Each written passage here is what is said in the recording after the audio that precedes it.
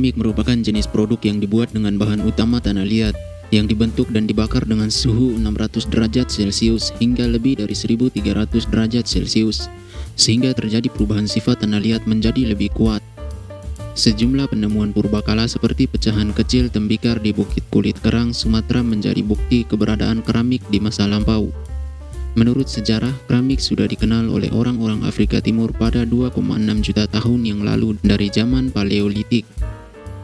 Tetapi perkembangan keramik yang menyebar di hampir sebagian wilayah dunia baru terjadi pada zaman Neolitik atau kira-kira 15-10 ribu tahun yang lalu.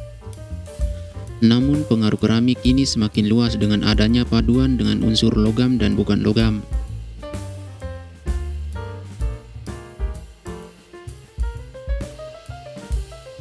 Saat ini keramik banyak digunakan sebagai bahan pembuatan busi, isolator listrik, dan bahan baku alat cetak, sehingga bahan dasar keramik mampu dipakai pada temperatur tinggi. Keramik dapat dibedakan menjadi keramik tradisional dan keramik industri. Dalam rumah tangga, keramik tradisional menjadi bahan pembuatan cangkir, ubin, tembok, dan lain-lain. Sedangkan keramik industri dimanfaatkan sebagai bahan pembuatan turbin, komponen otomotif, dan pesawat ruang angkasa. Material dasar dari keramik yang paling tua adalah lempung. Sedangkan material dasar modernnya adalah koalin, rijang, dan feldspar.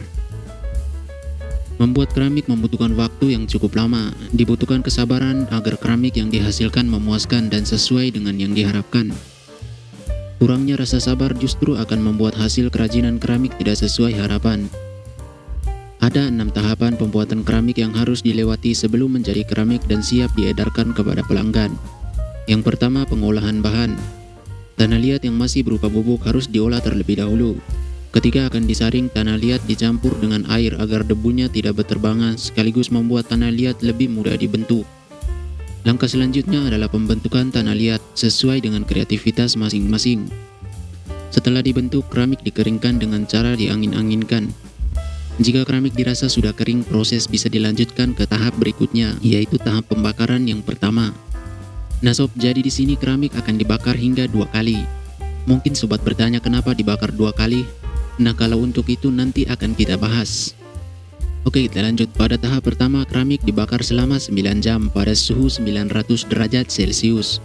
Setelah sampai pada suhu dan waktu yang ditentukan, keramik tidak boleh langsung diambil, sebab keramik akan mengalami terminal shock atau perubahan suhu yang drastis dari oven yang panas menuju suhu ruangan. Jika langsung dikeluarkan, keramik kemungkinan besar akan pecah dan oven bisa rusak. Oleh karena itu, keramik bisa didiamkan terlebih dahulu hingga oven mencapai suhu 0 derajat. Biasanya untuk mencapai suhu tersebut waktu yang dibutuhkan mencapai 2 hari 2 malam. Setelah sudah melewati 2 hari 2 malam, maka tahap selanjutnya yaitu finishing. Pada tahap finishing, keramik bisa dihaluskan dan diwarnai sesuka hati. Alat yang digunakan untuk menghaluskan biasanya adalah amplas. Setelah amplas, dilanjutkan ke proses yang selanjutnya, yaitu pembakaran kedua.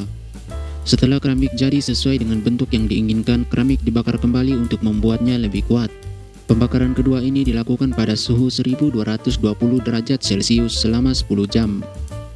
Setelah pembakaran kedua, keramik sudah siap untuk dijual, dijadikan hiasan atau digunakan untuk keperluan lainnya. Keramik melalui begitu banyak metamorfosa sampai saat ini. Semua itu merupakan satu kemajuan yang luar biasa dari perkembangan pola pikir manusia.